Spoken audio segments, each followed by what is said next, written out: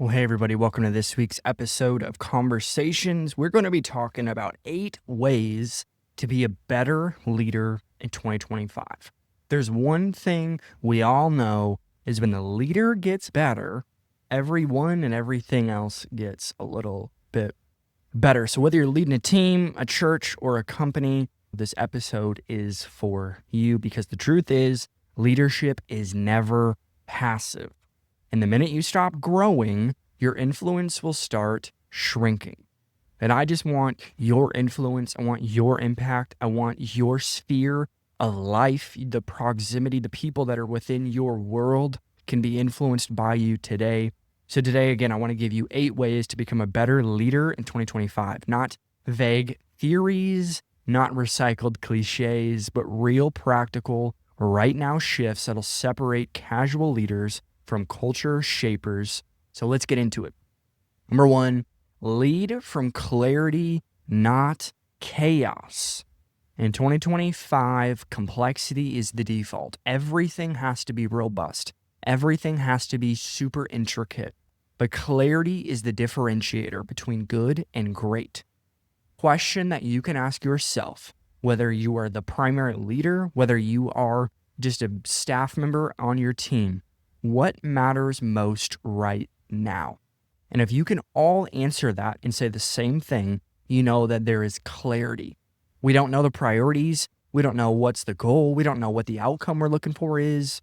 Really, what you need to do as a leader is you need to set priorities.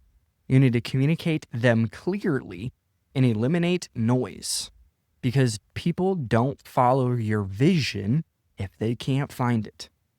And our goal in 2025 is to be people that when somebody says, I like what they have, I feel drawn to what they have, and I can find what they have. Because Proverbs 29:18, this is a verse that you and I have all known and heard in leadership content. Where there is no vision, the people perish. So for me, you can have vision, but if people don't understand the vision, or they can't recite the vision, they can't live the vision, that tells me there's no vision, because vision is clear. Think about it. Think about clarity. If you have a foggy window, you can't see. Yes, you might have sight, but you don't have vision. And I believe there are a lot of leaders who have sight, they just don't have vision. So lead from clarity, not chaos. Number 2, be more human. The man of God syndrome is gone. Stop pretending like you are different than everybody else. And maybe the worst thing you've done in the last 5 years is look at somebody bad in traffic. That's a lie.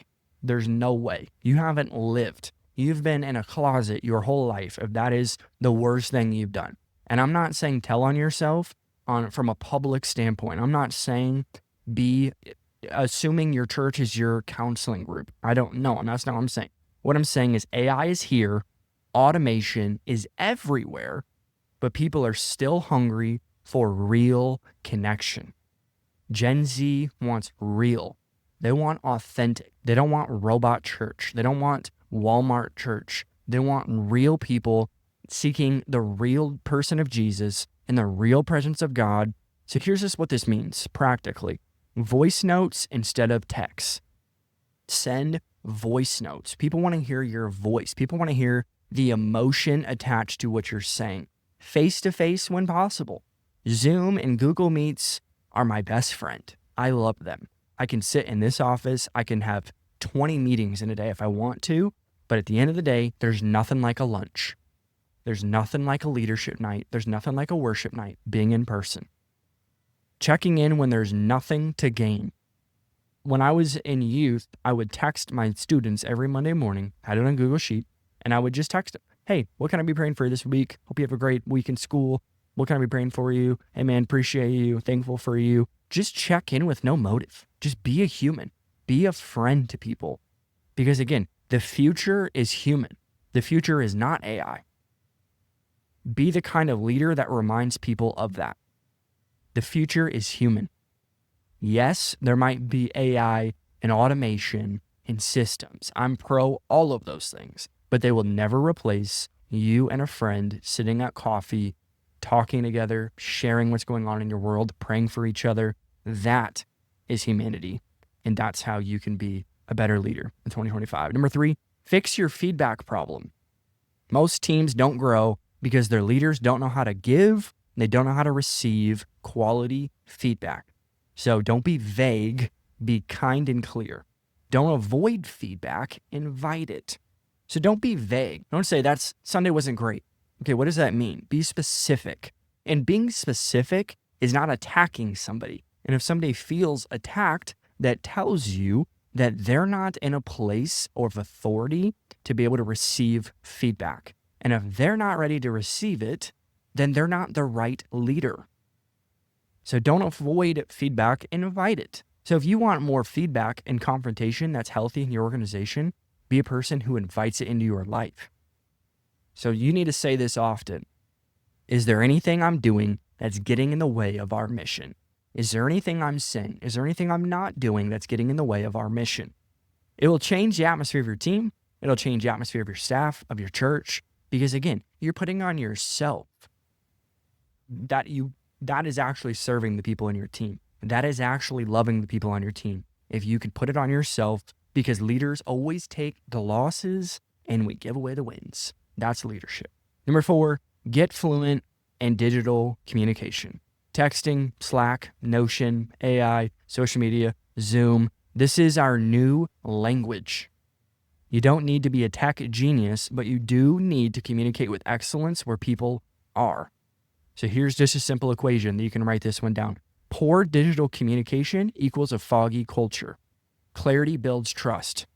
Say that to yourself 1,000 times a day. Clarity builds trust. Clarity builds trust. You want trust? Bring clarity. Because clarity gives people a sense of alignment that they can either say yes or they can say no on what you're saying. And both of those things are okay, but we can't live in the middle, because the middle is where a lack of clarity lives, which gives people permission to just run and do their own thing. Yes, texting, Notion, Slack, Planning Center, all these things that we are doing to operate.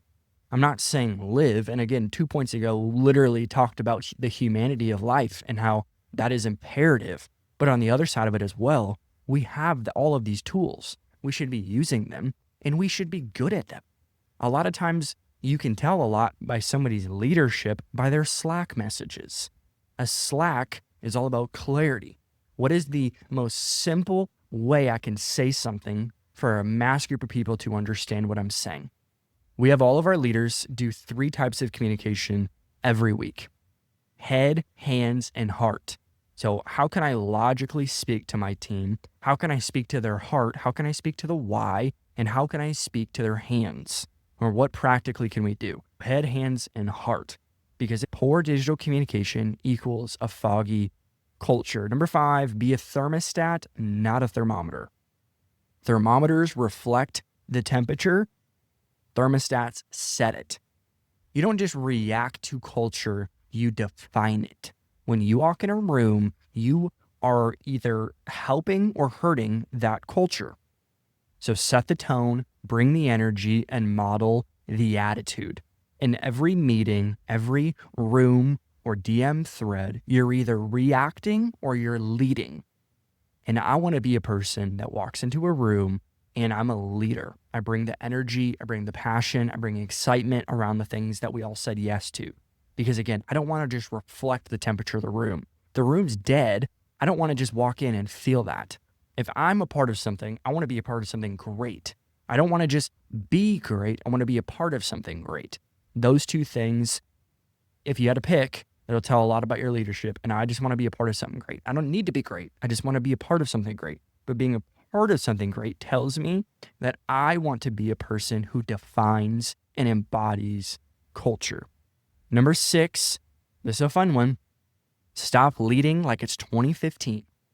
If you're still relying on charisma, passion, gifting, or old systems from a decade ago, it's time to upgrade. Ask yourself, what habits, methods, or assumptions do I need to unlearn? One of the biggest problems that I see in any conversation I have with pastors across the world is this right here. They are married to a method or a preference, or they heard somebody at a conference say something and they copied and pasted it and they're expecting the same outcome. That's not a good way of leading. That's not leading at all, actually. That's following.